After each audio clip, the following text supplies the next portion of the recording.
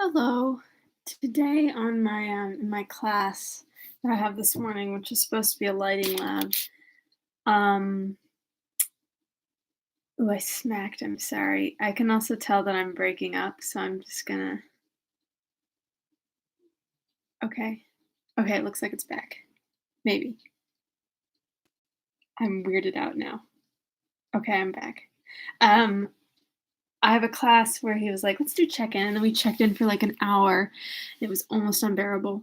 It's like I like learning, like checking in with people, but also like I just want to take notes and learn about lighting stuff. Um, and I really like all of the people in the class and stuff, but like I was like, I just want notes. Just let me take notes. Um, but my check-in was I'm about 2 days away. That's good. Um, I'm doing a virtual Seder tonight with my mom's best friend's family. We do it every year. It's really fun. So I just made some haroset for that. I hope I pronounced that right. It's how they pronounce it. So I did my best. I just cut up some apples super small. And I did the dishes, which was nice. I know this is super exciting to everyone talking about the dishes. Um, yeah, so that's what I've been up to today. I should be writing. And why do something fun hard when it's I can't even speak. All right, so yesterday in the Age of Innocence, Newland and May are on their honeymoon. Newland doesn't seem to be getting what he wants out of May. May seems to be pretty like, let's just talk about regular things that our parents told us we should always be able to talk about. And Newland's like, don't you have anything else to say? And she's like, not really. Um, and Newland's like, maybe I shouldn't have just married this person just because she was pretty. Um, so he's unhappy, and May's probably not thrilled with every way everything's going. So, let's see what they get up to today. Hello, one little person out there. I'm happy you're here with me. Whoever you are, keep your secrets. But I'm glad you're here. Let's do this. All right. Chapter 21, The Age of Innocence. The small bright, oh my god, this is my favorite passage in the whole thing. The small bright, not this specific one, but it's in this chapter. Sorry. The small bright lawn stretched away smoothly to the big bright sea. The turf was hemmed with an edge of scarlet geranium and coleus, and cast iron vases painted in chocolate color, standing at intervals along the winding path that led to the sea, looped their garlands of petunia and ivy geranium above the neatly raked gravel. Halfway between the edge of the cliff and the square wooden house, which was also chocolate-colored, but with the tin roof of the veranda striped in yellow and brown to represent an awning, two large targets had been placed against a background of shrubbery. On the other side of the lawn, facing the targets, was pitched a real tent, with benches and garden seats about it. A number of ladies in summer dresses and gentlemen in gray frock coats and tall hats stood on the lawn or sat upon the benches, and every now and then a slender girl in starched muslin would step from the tent, bow in hand, and speed her shaft at one of the targets, while the spectators interrupted their talk to watch the painted steps with a large blue china flower pot on a bright yellow china stand. A spiky green plant filled each pot, and below the veranda ran a wider border of blue hydrangeas, edged with more red geraniums. Behind him, the French windows of the drawing rooms through which he had passed gave glimpses, between swaying lace curtains, of glassy parquet floors islanded with chintz poufs, dwarf armchairs, and velvet tables covered with trifles in silver. The Newport Archery Club always held its August meeting at the Beauforts. The sport, which had hitherto known no rival but croquet, was beginning to be discarded in favor of lawn tennis. But the latter game was still considered too rough and inelegant for social occasions, and as an opportunity to show off pretty dresses and graceful attitudes, the bow and arrow held their own. Archer looked down with wonder at the familiar spectacle. It surprised him that life should be going in the old way when his own reactions to it had so completely changed. It was Newport that had first brought home to him the extent of the change. In New York, during the previous winter, after he and May had settled down in the new greenish-yellow house, with the bow window and the Pompeian vestibule, he had dropped back with relief into the old routine of the office, and the renewal of this daily activity had served as a link with his former self. Then there had been the pleasurable excitement of choosing a showy gray stepper for May's brougham. The Wellens had given the carriage, and the abiding occupation and interest of arranging his new library, which, in spite of family doubts and disapprovals, had been carried out as he dreamed with a dark embossed paper, Eastlake bookcases, and sincere armchairs and tables. At the Century he had found Winsett again, and at the Knickerbocker the fashionable young men of his own set. And what with the hours dedicated to law and those given to dining out or entertaining friends at home, with an occasional evening at the opera or the play, the life he was living he had still seemed a fairly real and inevitable sort of business. But Newport represented the escape from duty into an atmosphere of unmitigated holiday-making.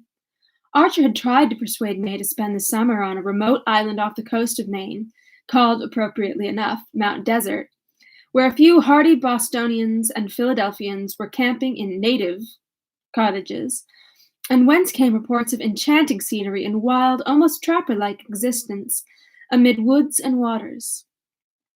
But the Wellens always went to Newport, where they owned one of the square boxes on the cliffs, and their son-in-law could adduce no good reason why he and May should not join them there. As Mrs. Welland rather tartly pointed out, it was hardly worth while for May to have worn herself out trying on summer clothes in Paris if she was not to be allowed to wear them, and this argument was of a kind to which Archer had as yet found no answer. May herself could not understand his obscure reluctance to fall in with so reasonable and pleasant a way of spending the summer. She reminded him that he had always liked Newport in his bachelor days, and as this was indisputable, he could only profess that he was sure he was going to like it better than ever now that they were to be there together. But as he stood on the Beaufort veranda and looked out on the brightly peopled lawn, it came home to him with a shiver that he was not going to like it at all. It was not May's fault, poor dear. If, now and then, during their travels, they had fallen slightly out of step, harmony had been restored by their return to the conditions she was used to: comradeship, and the steadying sense of an unescapable duty. He could not say that he had been mistaken in his choice, for she had fulfilled all that he had expected. It was undoubtedly gratifying to be the husband of one of the handsomest and most popular young married women in New York, especially when she was also one of the sweetest-tempered and most reasonable of wives, and Archer had never been insensible to such advantages. As for the momentary madness which had fallen upon him on the eve of his marriage, he had trained himself to regard it as the last of his discarded experiments.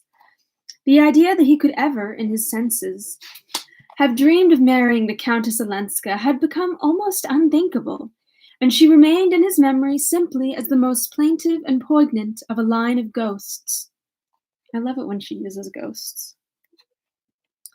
Why the busy, animated people on the Beaufort lawn shocked him as if they had been children playing in a graveyard. He heard a murmur of skirts beside him, and the Marchioness Manson fluttered out of the drawing-room window. As usual, she was extraordinarily festooned and bedizened, with a limp leghorn hat anchored to her head by many windings of faded gauze, and a little black velvet parasol on a carved ivory handle, absurdly balanced over her much larger hat brim. "My dear Newland, I had no idea that you and May had arrived. You yourself only came yesterday, you say? Ah, business, business. Professional duties, I understand. Many husbands I know find it impossible to join their wives here except for the weekend." She cocked her head on one side and languished at him through screwed-up eyes. "But marriage is one long sacrifice, as I used to often remind my Ellen." Archer's heart stopped with a queer jerk which it had given once before, and which seemed suddenly to slam a door between himself and the outer world. But this break of continuity must have been the briefest, for he presently heard Medora answering a question he had apparently found voice to put. "No, I'm not staying here, but with the Blenkers in their delicious solitude at Portsmouth." Oh man, I don't think this is him. Yep. um, no, I am not staying here, but with the Blenkers in their delicious solitude at Portsmouth. Beaufort was kind enough to send his famous trotters for me this morning so that I might have at least a glimpse of one of Regina's garden parties. But this evening I go back to rural life. The Blenkers, dear original beings, have hired a primitive old farmhouse at Portsmouth, where they gather about them representative people. She drooped slightly beneath her protecting brim and added with a faint blush, "This week Dr. Agathon Carver is holding a series of inner thought meetings there. A contrast indeed to this gay scene of worldly pleasure. But then I have always lived on contrasts. To me the only death is monotony. I always say to Ellen, 'Beware of monotony. It's the mother of all the deadly sins.' But my poor child is going through a phase of exaltation and abhorrence of the world. You know, I suppose, that she has declined all invitations to stay at Newport, even with her grandmother Mingott. I could hardly persuade her to come with me to the Blenkers, if you will believe it. The life she leads is morbid, unnatural. Ah, if she had only listened to me when it was still possible, when the door was still open. But shall we on? Tall, heavy, too tightly buttoned into a London frock coat, with one of his own orchids in its buttonhole. Isn't Ellen here? Is that what Marchioness just said?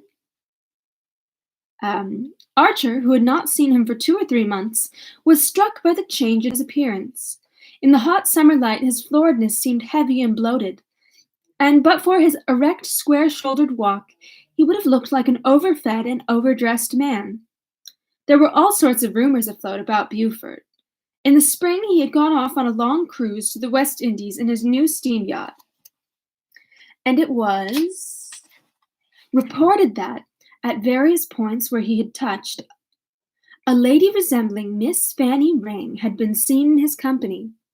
The steam yacht, built in Clyde, and fitted with tiled bathrooms and other unheard-of luxuries, was said to have cost him $500,000, and the pearl necklace which he had presented to his wife on his return was as magnificent as such expiatory offerings are apt to be. Beaufort's fortune was substantial enough to stand the strain, and yet the disquieting rumors persisted not only in Fifth Avenue, but in Wall Street. Wall Street, that's the way you say it, Wall Street. Hello, Dane. I'm glad to have you. Some people said he had speculated unfortunately in railways. Other insolvency, Beaufort replied by a fresh extravagance. The building of a new row of orchid houses, the purchase of a new string of racehorses, or the addition of a new Messionneur or Cabanel to his picture gallery.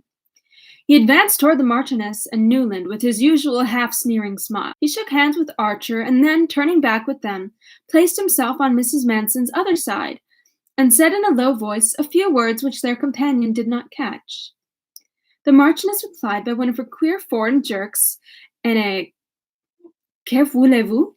I only know that one because of ABBA, which deepened Beaufort's frown, and he pronounced a good semblance of a congratulatory smile as he glanced at Archer to say, "You know, May's going to carry off the first prize."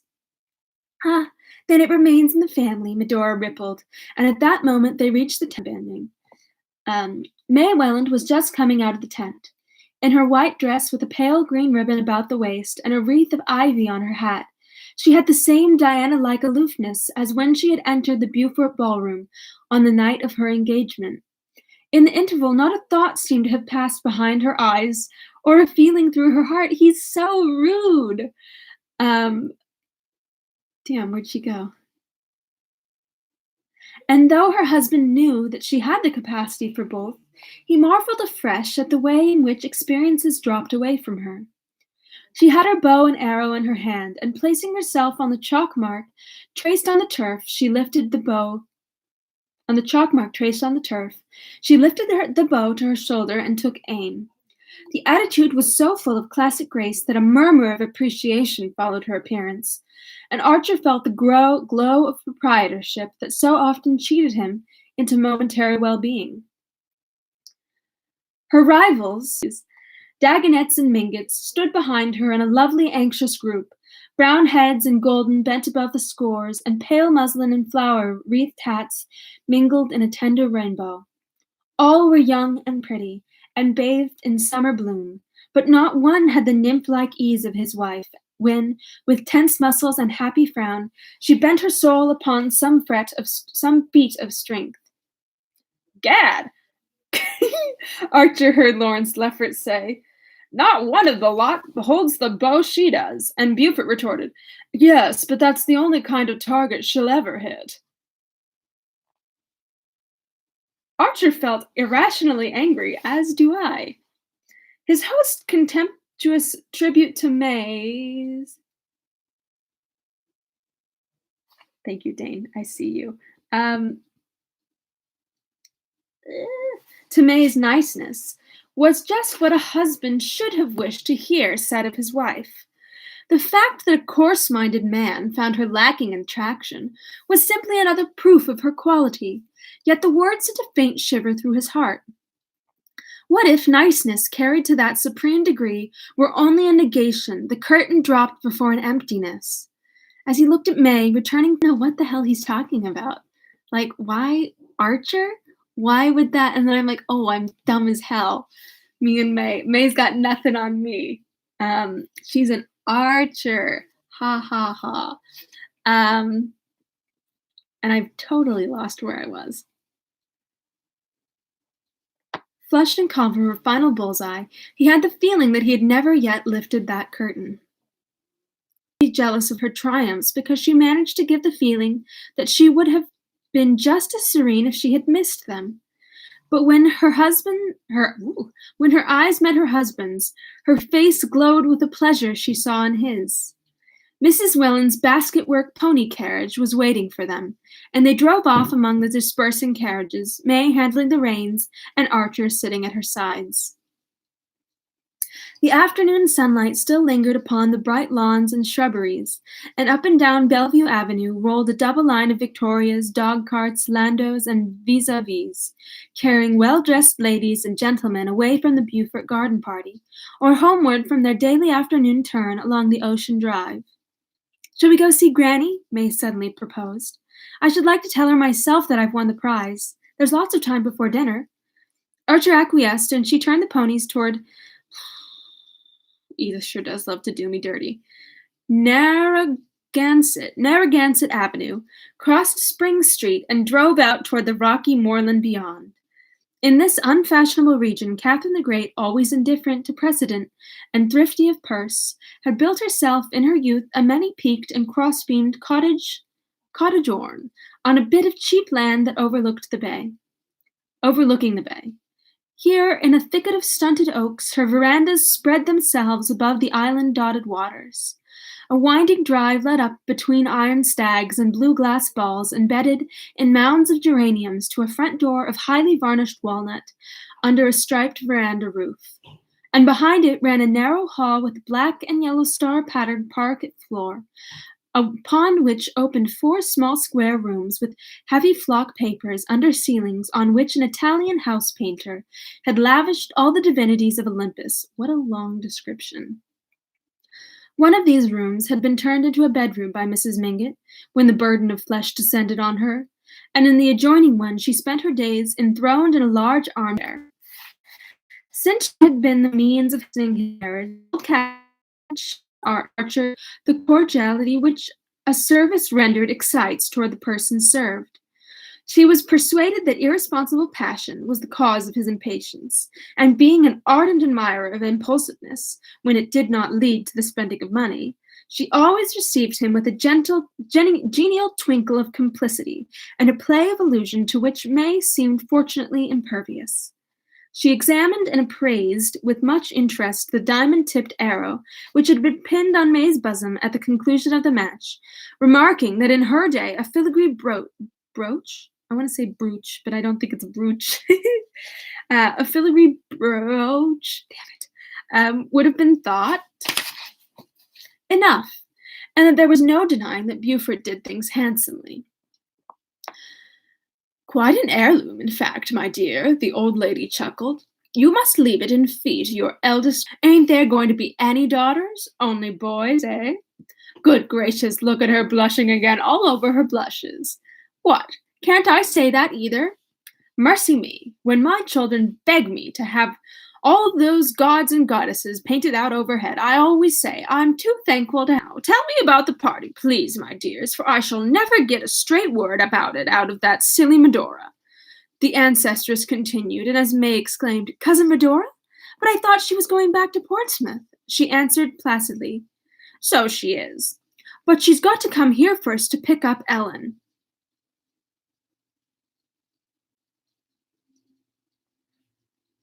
"Ah, you didn't know Ellen had come to spend the day with me? Such folderol, her not coming for the summer.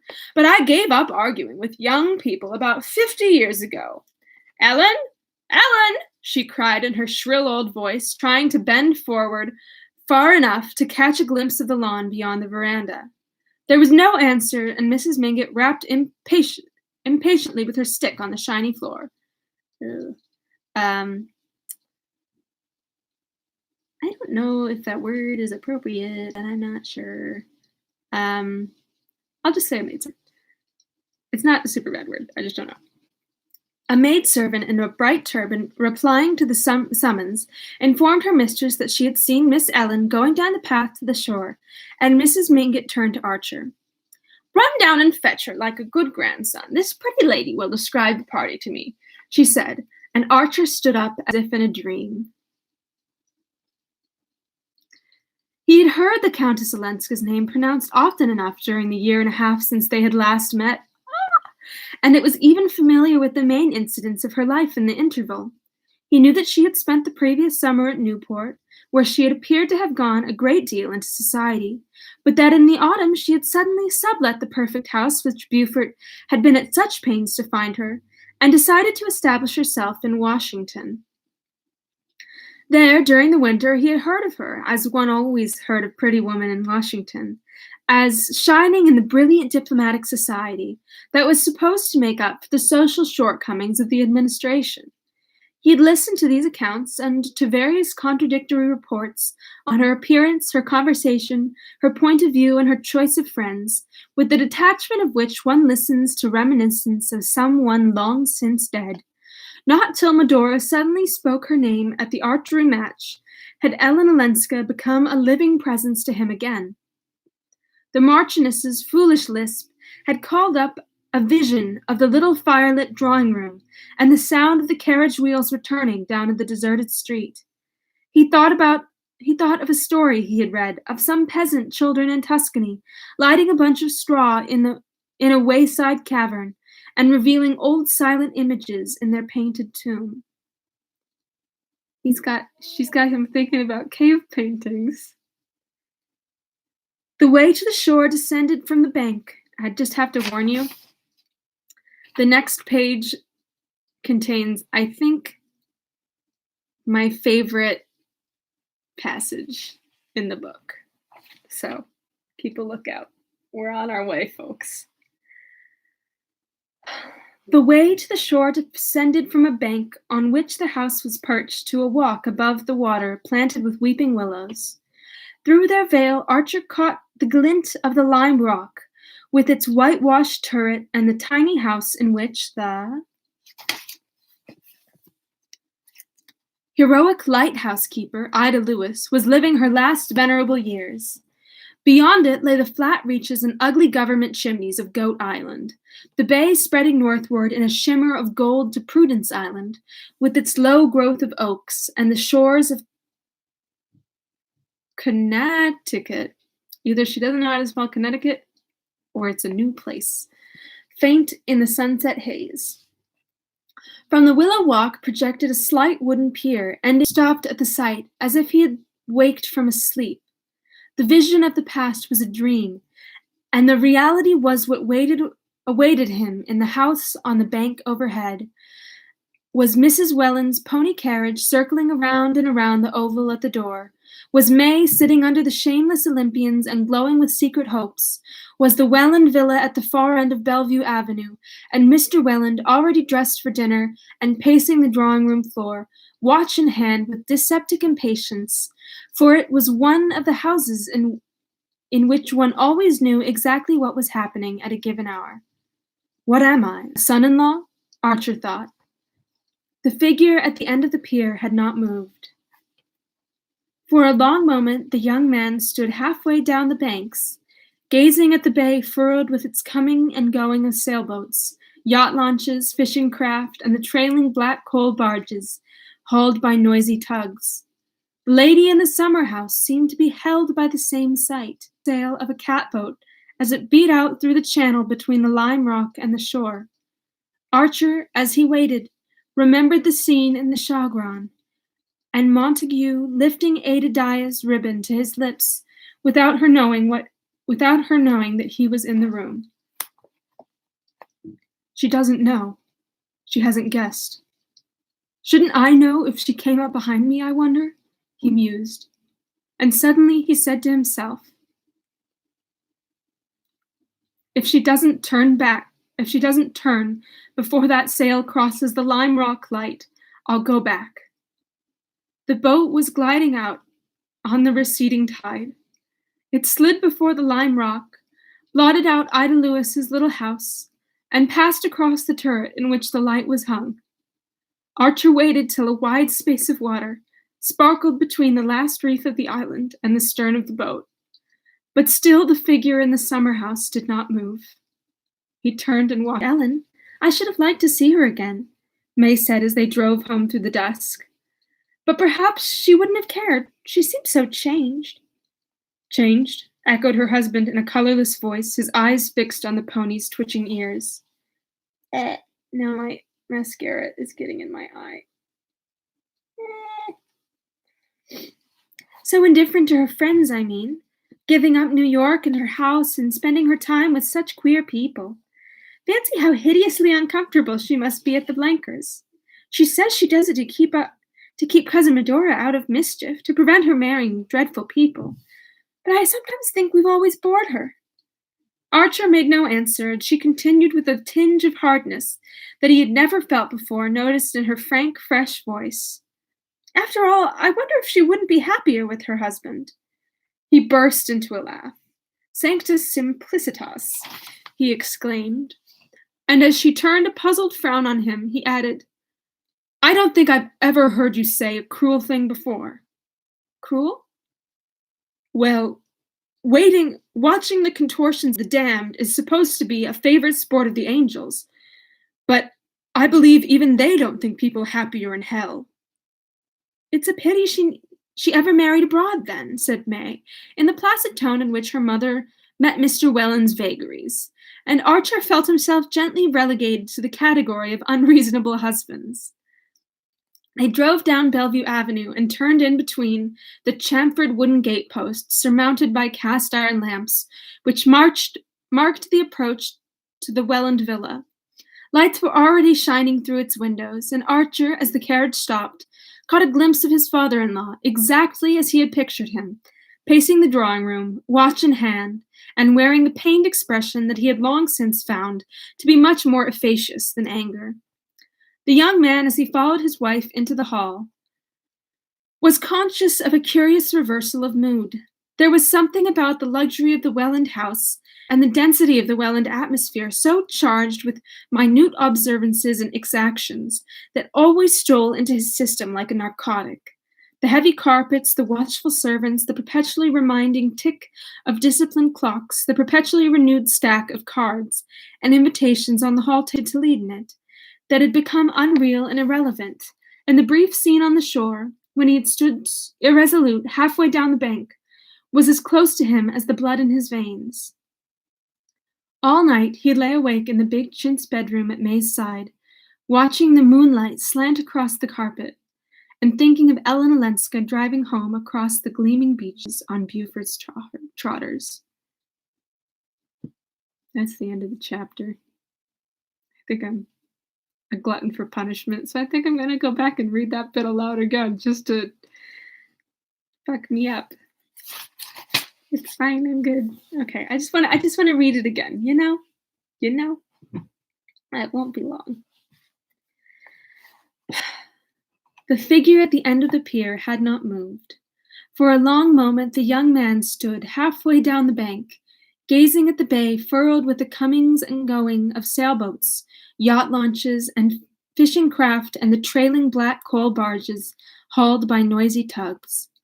The lady in the summer house seemed to be held by the same sight. Beyond the gray bastions of Fort Adams, a long-drawn sunset was splintering up into 1,000 fires, and the radiance caught the sail of a catboat as it beat out through the channel between the lime rock and the shore. Archer, as he watched, remembered the scene in the Shaughraun, and Montague lifting Ada Dyas's ribbon to his lip. Me, I wonder? He mused. And suddenly he said to himself, if she doesn't turn before that sail crosses the lime rock, light, I'll go back. The boat was gliding out on the receding tide. It slid before the lime rock, blotted out Ida Lewis's little house, and passed across the turret in which the light was hung. Archer waited till a wide space of water sparkled between the last reef of the island and the stern of the boat, but still the figure in the summer house did not move. He turned and walked up the hill.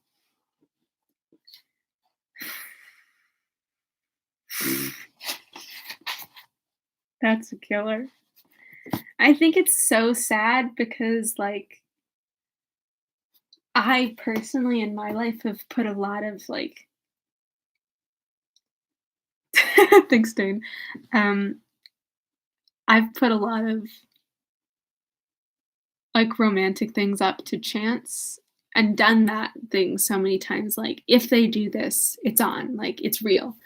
And then they never do, and it's never this movie thing where it's like, and they turned around and they do love me, and, like, even though she does love him, they're just the people, and coincidence isn't like a marker, and it's just so sad because he put so much into that moment, and it sticks with me all the time. I can see it so clearly in my head. Um, and I can't wait to watch the movie version because I don't know how you could pull that off. How can he say that line, which is just one of the like uh, most like wonderful lines of fiction in my personal um, opinion. I don't know how you could do that, and you could like with die with. I don't think there's a good enough actor to do that, but I don't know. Maybe Daniel Day-Lewis will surprise me. Um, so yeah, thanks for sticking with me today, Dane, and mystery person number one. Um, that was a big ass passage, and I'm glad to have shared it with people. So I'm gonna go. Um, I don't think anything. I think maybe one other thing will destroy me as much as that passage. But that's okay. It's gonna take me a while to get there. So thank you so much for hanging out with me, listening to me. It's a super long chapter today. Um, and I will hopefully see you tomorrow here at 3. Okie dokie. Goodbye. Thanks for being here.